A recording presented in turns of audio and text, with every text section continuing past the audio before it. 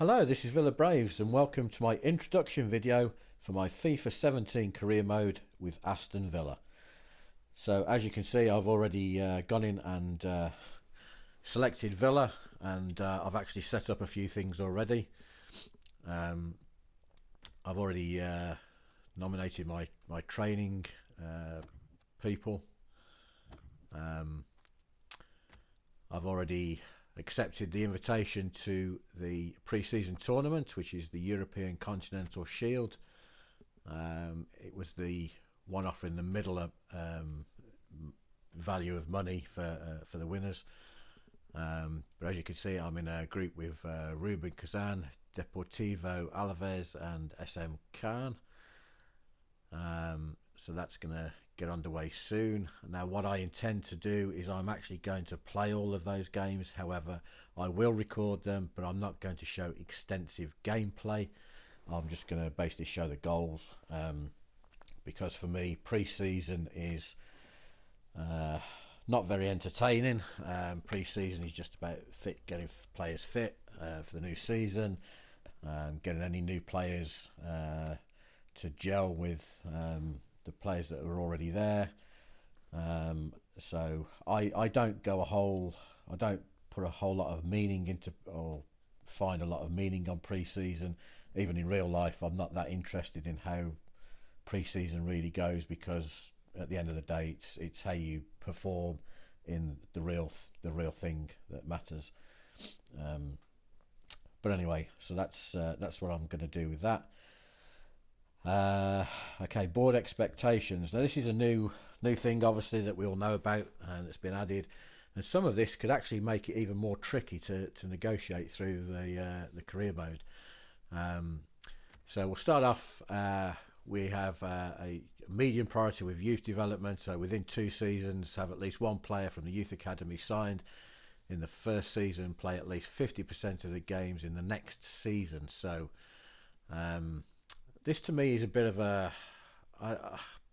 you see, I mean, given the current situation, okay, Villa are now in the Championship, having been relegated from the Premier League. So say I sign a player now this first season, and I'm fortunate enough to get promoted to the Premier League. Who realistically is going to throw a youngster in the first season back in the Premier League to play half of the games? Which, you know, again. And if I don't get promotion in the first season, and I'm looking to get promotion in the second season, again, you know, who's going to throw a youngster who may be like 16, 17 years old in for half of the games when you're battling for promotion? So that's a bit of a, you know, it's a bit of a dodgy one for me, that is. So then brand exposure, which is a high priority. So I have to sign one crucial first team player assigned to a forward position. And I have to gain £10,200,000 in earnings from shirt sales within a season.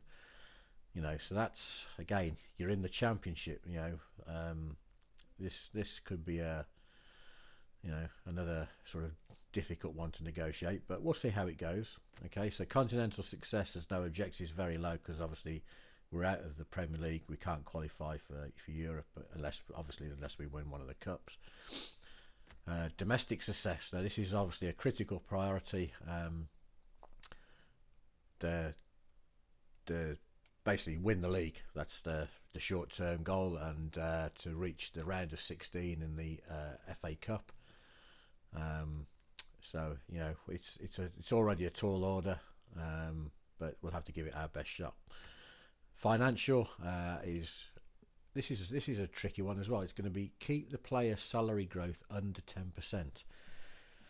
So, you know, got to be a bit of a mathematician here as well. But anyway, so those are the objectives.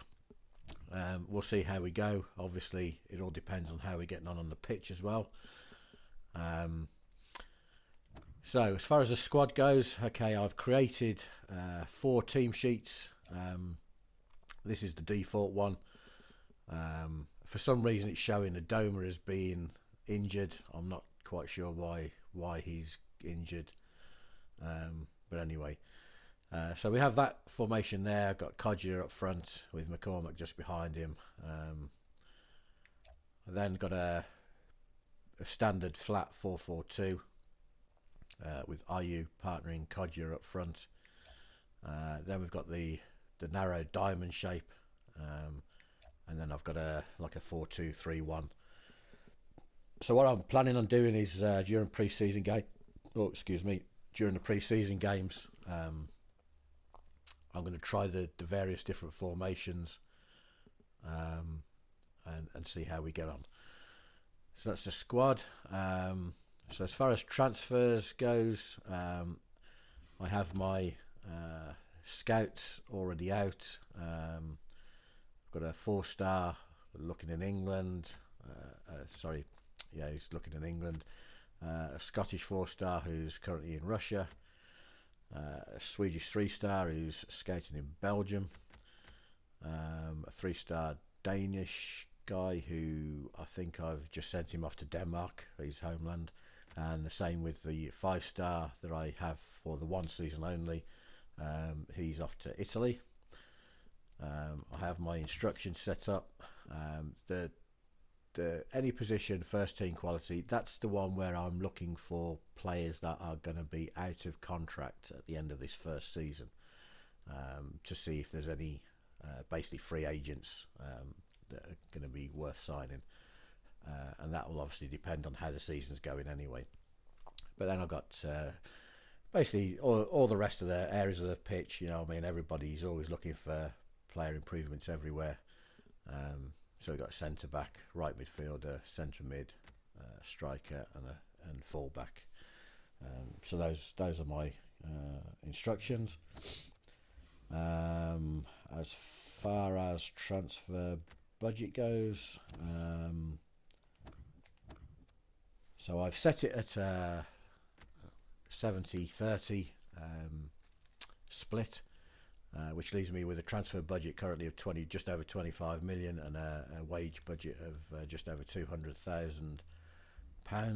So again, we'll see how we're progressing as we get close to the January transfer window, which obviously brings me on to a quick house rule that I've already set, is that I always disable the first transfer window, because this current squad is what Villa ended up with after the transfer window. So that's just thing I always do, is I disable the first transfer window all the time, and obviously this budget is what we'll have to play with in January, and obviously, like I say, we'll see how we're getting on, and see which way we need to go as we approach there.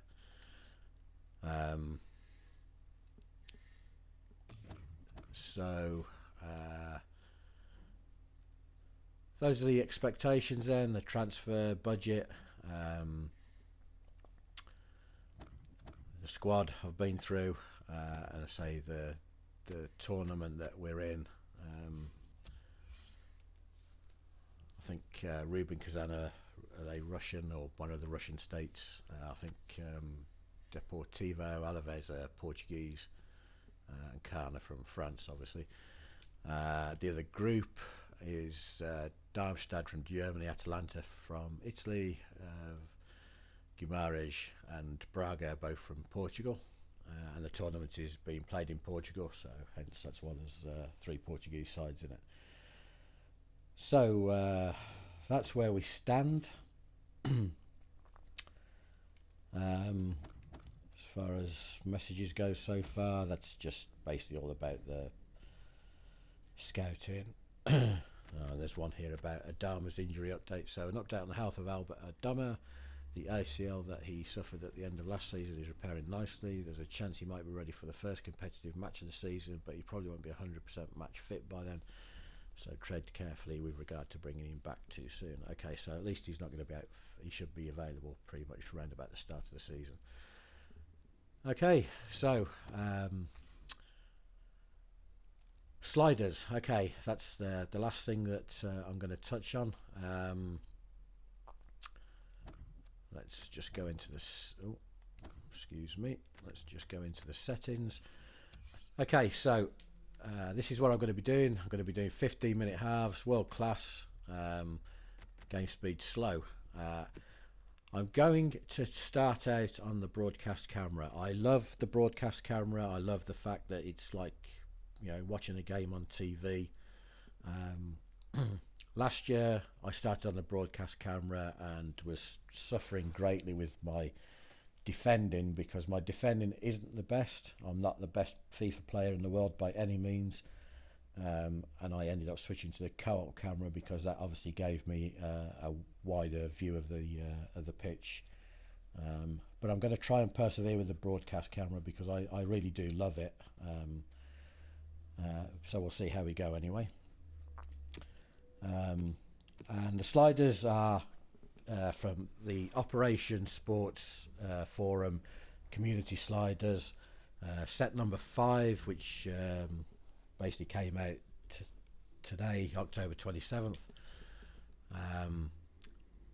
This is the slow set, obviously, and we'll see how we go. You know, I've played a few games with them, feel pretty comfortable with them. You know, we'll see how we go.